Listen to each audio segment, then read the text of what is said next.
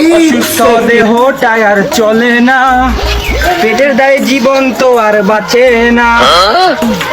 আমার আল্লাহ নবীজির দান, দয়া কইরা কয়টা পয়সা ভিক্ষা দিয়া যান। কই গো বাবা মা বাড়িতে কেউ আছেন? ভিতরে চলে আসেন, ভিতরে চলে আসেন। गालियां होनी चाहिए यार हमारे लिए।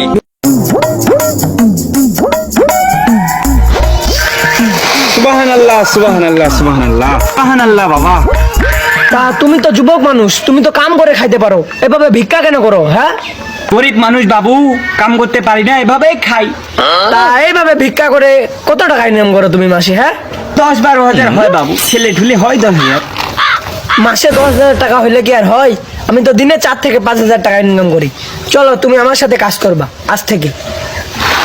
মাসে নয় বাবু, আমার 10-12 হাজার টাকা ইনকাম হয় দিনে। কই গেলেন? प्यारी समझ गई। চল, কোথায়? भाई साहब ये किस लाइन में आ गए आप?